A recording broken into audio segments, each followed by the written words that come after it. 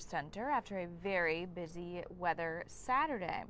I want to take a look back at one of the wind gusts, some of the severe weather that we dealt with, the alerts that we still have in place for another couple of hours for your Saturday night, and a look at what the rest of your pretty quiet weekend should hold.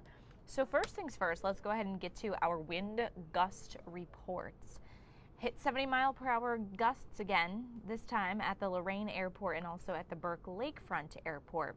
Oh, I forgot to mention, too, if you guys have questions, as always, drop a comment. Let me know if you have any questions. Also, just say hi. Let me know you're tuning in.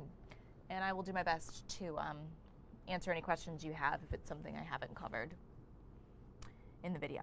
So yeah, a lot of people seeing at least 50-mile-per-hour gusts, and even now it's 6:07 and we are still seeing pretty gusty winds. Not this high, but we do still have a wind advisory in place. The threat for severe weather has now passed. That does not mean that we couldn't see some more tree branches coming down this evening as that wind advisory continues. But I want to show you here, not this one, I want to pull this one up right here.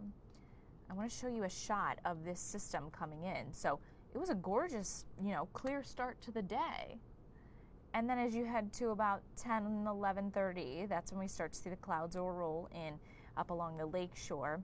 And just to show you how quickly this line of rain and storms hit, by 12:30, rain's coming down fairly heavy. You can see the rain shaft bottom right-hand corner. That's a look at North Canton.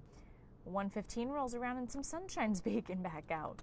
So after that, the clouds did thicken up, but as far as any rain showers this evening, maybe an isolated one or two. Could even see a few snow flurries overnight, but the winds will begin to die down as we head into Sunday. Real quick, our weather alerts that we still have in place. We have a wind advisory blanketing the entire area until 8 p.m. this evening. I'm checking comments here. Seeing if, yep, people are saying it's still very windy. Yeah, that's kind of the consensus for the entire area still this evening. And if you take a look here at our current wind gusts, you can see they're still in the 20s and 30s. So I would say, if your trash can's down the road, you could probably go get it, but just know that it might still tip over a bit. Here's a look at satellite and radar. So the main severe threat is now heading towards the East Coast. This is a fairly quickly moving system. So yeah, that line of severe storms, it looks like they might have a severe thunderstorm watch or tornado watch. Let's see what that is over there along the East Coast. Let's see if it'll pop up for us. Yeah, it's a tornado watch along the East Coast there. So we don't have any watches or warnings in place at the moment, so that's good. However, now a lot of people are dealing with the damage. This is a look at the local storm reports we saw across the area throughout the day today. So you've got, some trees down, one of those being in green, numerous trees down there. We've got wind reports in Columbiana, about 30-mile-per-hour gusts. Up near Cleveland, same story.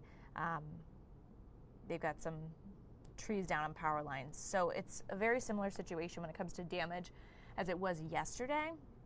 However, I also do want to mention that there was a tornado that was actually confirmed by the National Weather Service in Wilmington.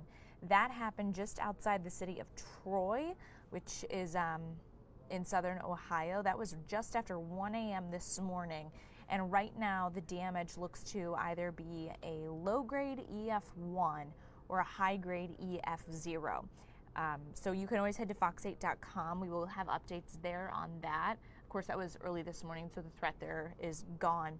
But the National Weather Service plans to do some surveying of the damage come Monday. So we should have more information on the track, where exactly it hit, what kind of damage it did at that time.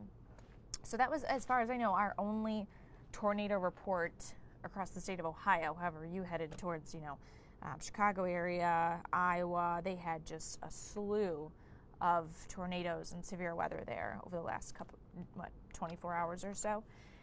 Here's a look at your wind gusts now. I already showed you that, but I want to show you our wind gusts over the next 24 hours. You'll notice they hang around a little past midnight, but tomorrow winds are looking nice and calm. If you were outside early this morning and then stepped outside this evening, you likely noticed the drastic temperature change. So now that the cold front has cleared us, we are going to continue to see our temperatures fall to the low 30s and even upper 20s for tomorrow morning. So we started, let's see, what did we hit our high as today? See if I can pull that up for you. Our high, which of course was early in the morning today, I think was in the 60s, I believe. I could be wrong about that, but let's go ahead and pull it up here. I got to get to a different, oh, where is it? Here we go. Let's pull this up and pull up our almanac. So yeah, we hit a high of 63 today. That was, of course, early, and we've just kind of been falling ever since that cold front passed through. So the temperatures are going to continue to get very cold. It's going to feel pretty wintry tomorrow morning in the upper 20s and low 30s. So if you're heading out, if you've got an early morning church service, keep that in mind. You're going to want to bundle up. All right, let's go ahead through Futurecast here and see what's going on. So we do still have some spotty rain showers around. They're on the light side. Winds are still very gusty, so they might, could be smacking your windows along with some tree branches this evening. Here's a look at tonight. So an isolated shower, or even a flurry, wet snow flurry is possible through early morning tomorrow, as temperatures then slip into the upper 20s. Also watch for slippery spots on the ground. Bridges and overpasses mainly. The 60s should have warmed our ground up quite a bit, so I don't expect we'll see too many slick spots on the main roads or even side roads, but bridges and overpasses are a possibility. Keeping that northerly flow tomorrow, our winds become variable tomorrow afternoon. It is going to be a chilly day on Sunday compared to what we typically would see this time of year. Still in the 30s around the lunch hour.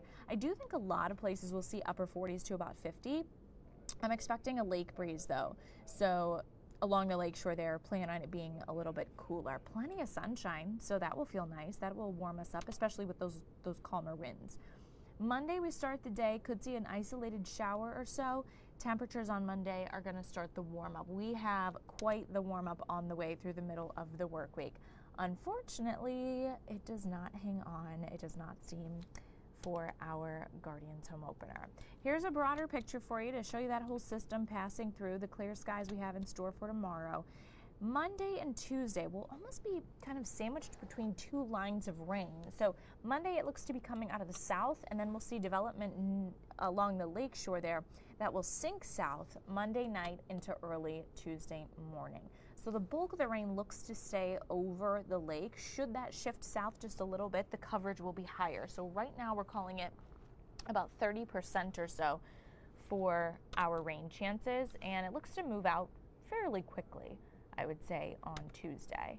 So here is your 8-day forecast. Check out that warm up. Monday, Tuesday, Wednesday, 60s, even 70s after a chilly but sunny Sunday. Unfortunately, on Wednesday and Tuesday and Monday, it comes with a chance of some showers. Wednesday is going to be the real warm one. Then temperatures drop off with the passing of a cold front. It is going to be a cool home opener on Friday, but thankfully there is no snow chance. There is no rain chance. It looks to be a dry, partly sunny day, but temperatures will be in the upper 40s. So if you plan on going to that game, I would say dress in layers. Saturday and Sunday next week, still looking quiet, mid and upper 50s, very seasonable for this time of year. So really quick, I am going through your comments. Let's see if anyone had comments. Weather going to be like for Barberton. I'm not sure when you were wondering about the weather for Barberton, but I covered the next several days. So hopefully I answered your question there for you. So again, any questions other than what I've already covered, go ahead, drop the comments, let me know. You can also head to fox8.com. We have a whole page with a look at all the damage that the winds did today. We also have more details on the tornado that was confirmed in southern Ohio. And you can always find our forecast discussion there as well as it gets updated. And we will be on tonight around 10 o'clock or so. We might go on a little late after the game that's on. So keep an eye out for that. Until then, you have a great rest of your weekend and take care. Bye.